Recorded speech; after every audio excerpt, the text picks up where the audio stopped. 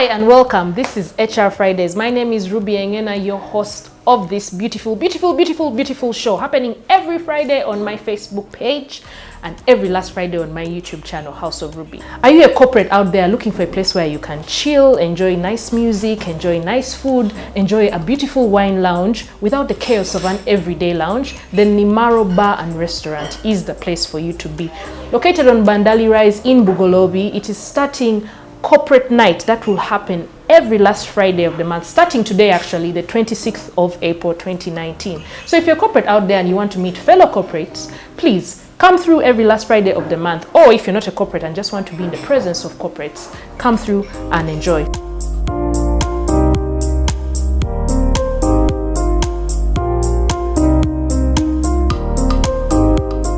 Today I sit down and pick the brain of Miriam Kabandana, the HR Reward and Services Manager. She's going to tell us, first of all, what are the traits of the horrible boss? Because you might not have a horrible boss, or you may not know that you have a horrible boss. And secondly, she'll tell us as well how to deal with that boss who is driving you crazy. So Miriam, thank you very much for accepting to do this. I know it's been a long time coming and I'm very excited to have you here. So just to break the ice, I know you on a professional level and a little bit of personal level. So for purposes of those who are viewing, tell me just a bit, who is Miriam? Thank you, Ruby. Thank you for having me. I'm very glad to be here. So my name is Miriam Kabandana Kibaya, currently working with Coca-Cola Beverages Africa Uganda as the HR Services and Reward Manager, supporting Century Bottling Company Limited, Renzori Bottling Company Limited, and the plastic recycling industries known as PRI, which does the recycling bit of our plastics. And I generally take care of the shared services of the organization. I have over 12 years of experience working as an HR practitioner, and I've worked with several organizations and currently with Coca-Cola. Do you have children? Yes, I do. I have 2 boys. A house of boys, like I can just imagine all that energy and, you know, being a mother of boys, you have all these men. How do you deal with all that energy? It's good energy. Of course, it's a blessing I take it to be a blessing to be a mother. And particularly being a mother of boys is a kind of, I'm looking at it now as a challenge I really have to take on because, you know, of late there's a lot of, isn't the boy child neglected while all the focus is on the girl child and the women. So I'm very aware of that, and I know I'm raising very, very good and decent boys, and I plan or intend, with God's help of course, to continue doing that. They're full of energy, they're lively, they do different things from girls, but at the moment I have no girl to compare them to, so I'm okay, life is good. What are your personal interests? Okay, I like people generally, to start with. Some people you need to be clear. So generally. No, I actually believe I'm either blessed or gifted, or I relate well with people. I tend to relate well with people despite of their backgrounds or where they come from or who they are in society or an organization. I tend to relate really, really well with people. I also have green fingers, what people call green fingers. I love my plants, I love gardening, I enjoy eating, something that I've grown or that's coming out of my garden. Could be vegetables, could be a nice bunch of matoke. So I like that, and there's passion there that I'm nurturing to see how actually I can probably benefit from it. I am also, I think, a natural carer. But I am also a natural carer. I tend to be drawn or attracted to people who kind of need help or some sort of assistance, or if someone is sick, so I'll tend to go out of my way, to either check on the person or find out how they are, or inquire from different sources about what it is they can do or eat, or to make them feel better.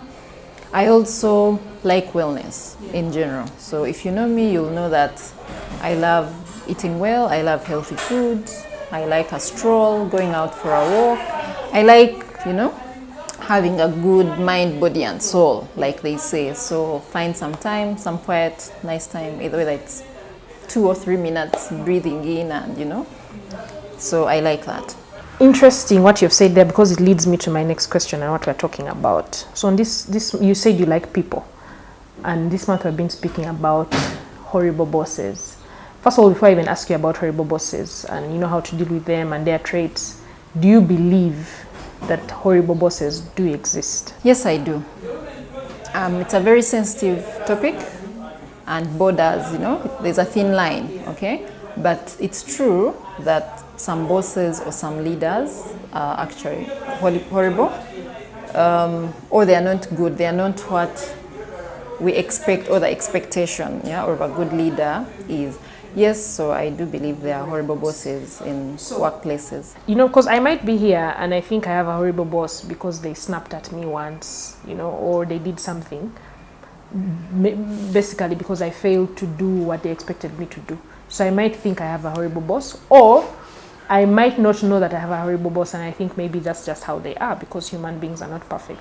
So I want you to tell me, what are some of the traits of a horrible boss? Okay, first of all, I think if someone had or has a horrible boss, they'll most likely know. Although it's also true that someone might think that their boss is horrible when he's not. Okay, I think there are two different things. There's a slight difference. So in terms of thinking generally from experience,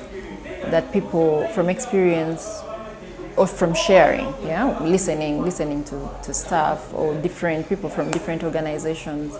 Horrible bosses, the traits that tend to come through, there are people who are, it's about me, and me, okay? That if there's something going on, no one can outshine, no one can outperform, no one can outspeak, like it's about them, whatever they do is what is in it for them, you understand? So that I believe is one of the traits. In most cases, they are very poor listeners, okay, which might go back to the first trait. So as you're talking to them, they're not present, they're probably, they're not listening, they don't care, they don't care, and therefore they don't listen. And then because they're not listening to you, they obviously don't know how to help you if it's a challenge, because in the first place they did not listen to you and they don't know what's going on. They are also they don't build trust, like they're not emotionally connected to the people they work with, or to the people they lead, or to their direct reports. So we spend a lot of time at work, okay? So you want to create a relationship, yes? That is all around. There's trust and there's accountability, yeah? In most cases, trust is emotion. It's an emotional connection. You need to be able to emotionally connect with your boss in order to thrive on the accountability side. So horrible bosses tend to be detached, and sometimes it's for various reasons. It could be their background, it could be what they perceive, what the perceptions they've come to the workplace with. Probably some feel like, I have worked really, really hard to be at this place, and therefore no one is going to take my position, or to interfere with this this route that I am taking. So they come with a closed mindset about what they want. So again, it goes back, it's about them. Some are authoritative or abusive. Someone can be horrible because they are very abusive. They do not know, because we are in a workplace, we are professional, we are all adults, and therefore people take offense in how they are approached or how they are spoken to. Even when someone has done something wrong, they've performed or delivered something below par, there's a professional way of approaching and talking to that person about whatever that issue might be. They take credit. Some people say, I work so hard and I do this, but my boss takes all the credit. So they'll take all the credit before their bosses, because we know even the bosses have bosses, okay? So they'll take credit, then they also don't recognize, okay? People sometimes, they just want thank you for this, or a recognition in some way, or a mention at a different fora, or before colleagues or something. So, but horrible bosses tend to take the credit. So some people might say they're credit stealers. So it's about them. Recognize that for that work to have been done, there are people around it. Yeah, so they want everyone to believe that, you know, they are the ones who have done the work. Yeah.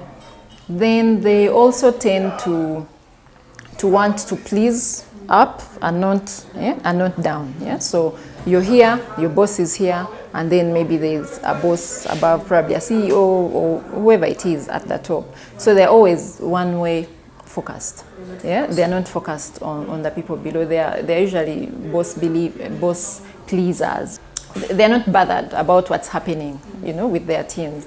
They're just focusing on themselves and what the boss thinks about them. Others are information holders. Yeah, information is power, is authority to them. So they'll communicate less, or they'll give half-baked information, and that to some people puts them in a very bad place. Yeah. So if you want me to do something, I want to know I want to know why am I doing this, really, exactly. So some of them are because they believe the more information they have, the more power they have. So to some people, someone who holds information is a horrible boss. Okay. The traits are many depending on different circumstances, and now we're only looking about we are talking about work related.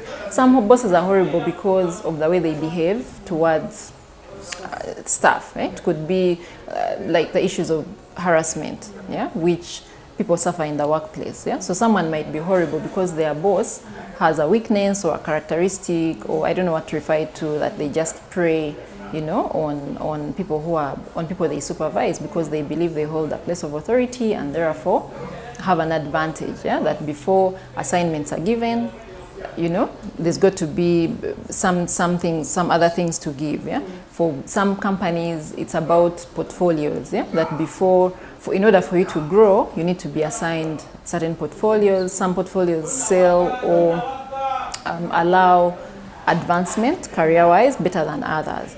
For some people, it could be locations. Yeah, that if I take someone to a location X, maybe out of Kampala, or you understand. So people will use that power differently, and therefore the horribleness will come out in different ways, in my opinion. So I just want to pick up on something you said about being abusive, and not on the sexual harassment bit, but there are people who are abusive. They put you down, they keep demoralizing you, they keep affecting you emotionally and saying all these things, shouting at you in public. But on the other hand, they're really good. They don't take the credit, they don't take the recognition, they try to build you up, but in one end, they're being abusive towards you. So am I a horrible boss because I am bad in one area and very good on the other area? Do I have to have all the traits before I can qualify to be a horrible boss?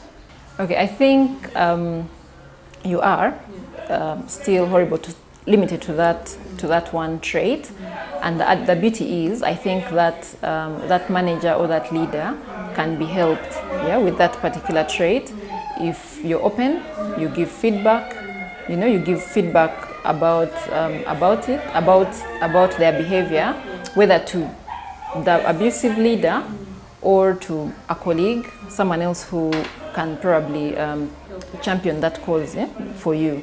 So it could be, depending on the department and how the organization is structured, it could be through your HR leaders, because in most cases we are there. We do not want employees to suffer in abusive, you don't want anyone to be in abusive employment.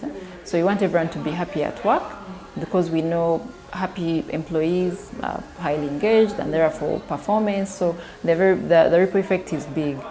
So, but going back to the question, it's true that that person now can be abusive in that one area.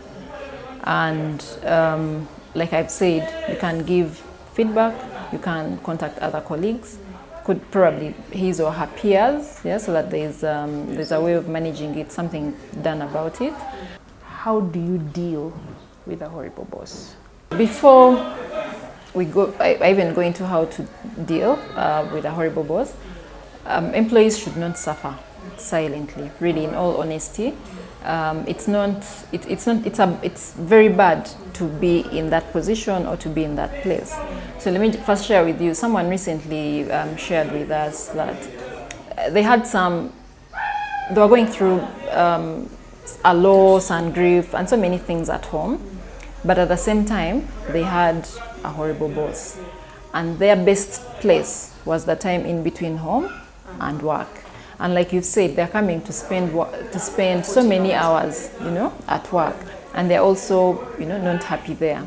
So first of all, as HR leaders, I believe we have the policies.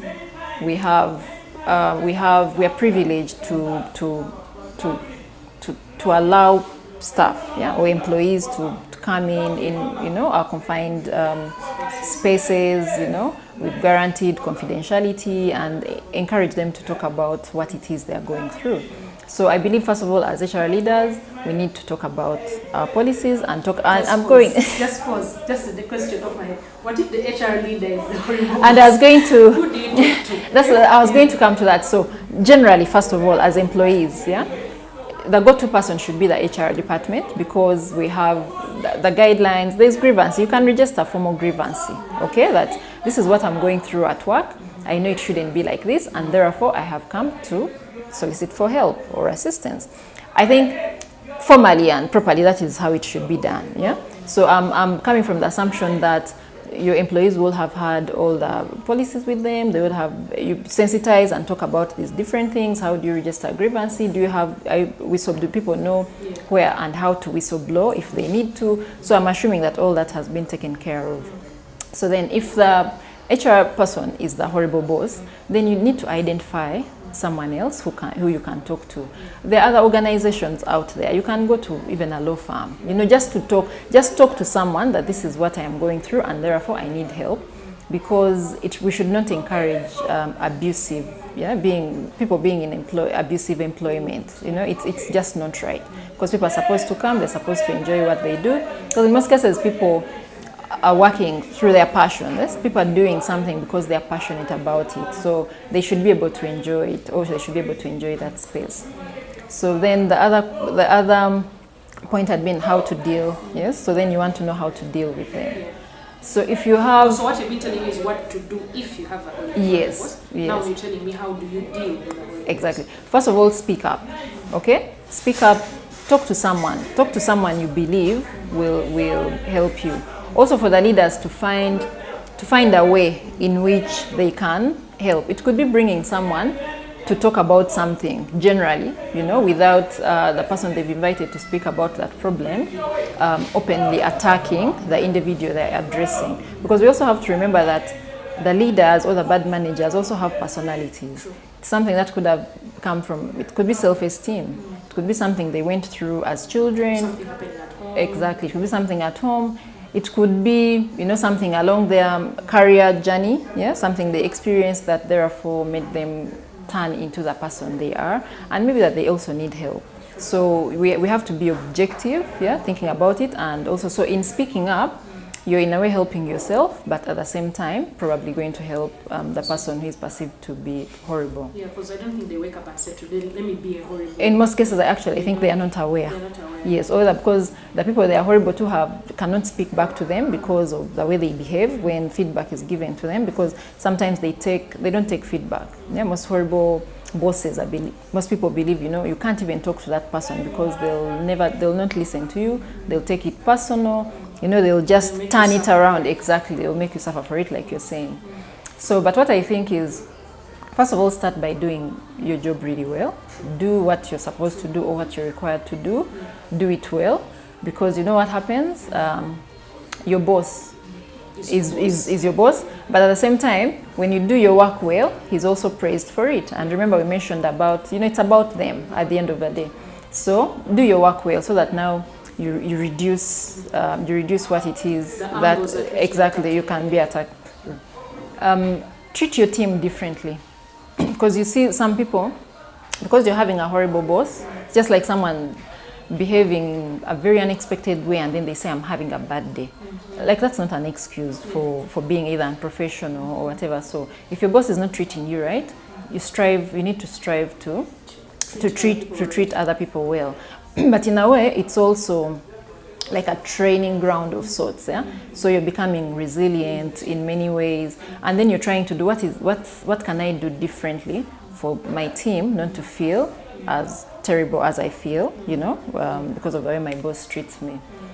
I also think you can identify other colleagues or either peers to your boss with whom you can work or with from whom you can consult. Because remember, some people, like I gave an example of communication and holding of information. So you might have an assignment, a project, and your supervisor is not really forthcoming with either the support you need or the information you need. So you need to identify someone else within the organization who is in position to support you at that front. But also at the same time, this is someone who can probably either speak for you, but they're speaking for your work, or they are speaking, in relation to the support you're seeking. It's very easy for me to snap at my boss because they're snapping at me and say, okay, if he's like that or she's like that, I'm also going to be like this. So how important is it to know to respect your bosses and also to pray for them and about them? Because if I'm to give reference to the Bible says, slaves obey your masters, whether they're the good ones or the bad ones. It also says that the heart of the king is directed as a watercourse by God. So how does prayer really help people in dealing with a horrible boss, and how does respect as well come into play? Respect, by the virtue of the fact that someone is your boss, you're required to respect them. Even professionally, there are some boundaries you don't cross. So if you're having someone you perceive to be a horrible boss, if anything, you must respect them, because then if you don't, you're just arming them with something to use against you, okay? Because if they're horrible, then you don't want them to say this person is subordinate, and so now you become indisciplined, really. So respect, there are no two ways about respect. Like I've said, you focus on what is in your control, like what you're required to do, you do it well, keep your timelines, communicate. Yeah? For example, much as this person is horrible to you and maybe they're not talking to you or they're not giving a lot of information to you, when you get information, you have to communicate to them. You have to update them, for example. So you can't just also hold what you know because you're saying, after all, this person is horrible to me. No. So update them, tell them about the discussion you've had maybe with their boss or with a client or with their client. You understand? So that, exactly. So you consult, and you even have to be thankful for the little, you have to thank them or recognize that bit they are doing, the little bit. So you come out and say, thank you for this, it helped me with this, because like we're saying, someone is horrible, but they're not going to be screaming at you from 8 to 5. You understand? There's going to be a small window, however small, but there's going to be a window. And for you to rise above them, you need to be the better person, okay? You need to be the better person. So I think that's the best approach about that. There is no two ways about, you just have to respect the person, but remain true. Because remember, you don't want to become the other person. You have to strive to be the better person, and therefore act the better person. And about prayer, because as a believer, regardless of religion, people believe in different faiths, but prayer has a way of helping us either sail through or have hope.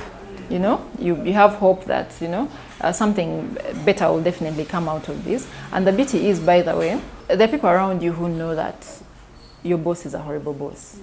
There are peers, your boss's peers, who are aware that Ruby is good talent, she's a good resource, but she's actually struggling with their boss. Okay, so certain opportunities might come, and because of your work, because remember, there's got to be credible. I used my name as an example. I used your name. Yes, I used your name as an example, of course. So before I lose my thought process, so for someone to say that, you'll have someone who'll vouch for you, to say that actually Ruby does her work really well. So if you stay true to yourself, so going back to prayer, because I think we had moved away from prayer. So prayer helps, it gives you hope, It makes you believe that, probably I'm here for a reason or a purpose, or it's that, you get that resilience and all, but at the end of it, it keeps you calm, because you might say, okay, fine, I'm going through this, but maybe there are people without jobs at all, So as believers are in most cases forced to question, but in a good way. You know, you're forced to look at the positive of what you have. So I think it will help you. It will help you calm yourself, but most importantly, it will give you hope that what you're going through is not going to last forever. I think that's what for me. I think that's what prayer does. Miriam, give me your 2 cents on the whole discussion that we've had. You could tell me about anything maybe you wanted to speak about and you forgot, but I also want you to give direction to, for instance, what if I am a horrible boss and I realize it? Takes me back to something one of my mentors said once, that you know, you can decide how your employees treat you. You can decide whether they fear you, or you can decide whether they're comfortable around you. So what if I wake up tomorrow and realize that, oh, I've actually been a horrible boss? How do I start to change? So just give me your 2 cents. That's an interesting one. You mentioned fear. And fear, creating fear, you know, for some people, that's again taking us back to the traits you're saying. Sometimes horrible bosses just create fear around, like people just fear them. Yeah? No one wants to approach them, and you don't want to be that leader who people are not talking to or are not approaching. You're not tiptoeing around. That's not very good. In fact, it's very dangerous, because then something might be happening just outside your door, and you know, no one wants to even get anywhere close to your table. So, but going back, in conclusion, really, it's doing what we are required to do. As an employee, I believe, first of all, do what you're required to do. Seek for help, okay? There must be someone, there's always someone who can champion what you're going through for you. Yeah? They'll either talk to someone else, or there's always a way. People shouldn't suffer in silence. Yeah? So they shouldn't suffer in silence, they should speak up. Share even with colleagues, and I also believe striving to become a good leader actually goes a long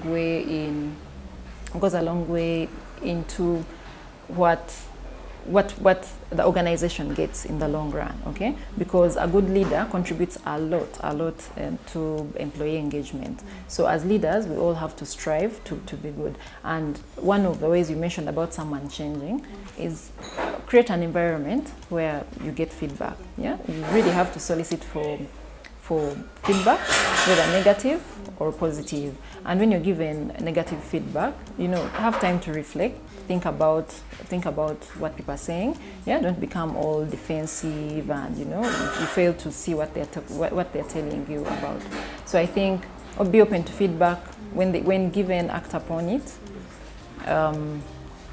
Apologize. Good managers or good leaders really are quick to realize their mistakes. Someone does a mistake, they'll come out and say, look, it was a mistake, but we have to move on. But on the other side, someone who is, horrible, they'll just say, no, I can't do that. It wasn't my fault and all that. So it's also being, really accountable and, easy with certain things. Like, we are human beings at the end of the day.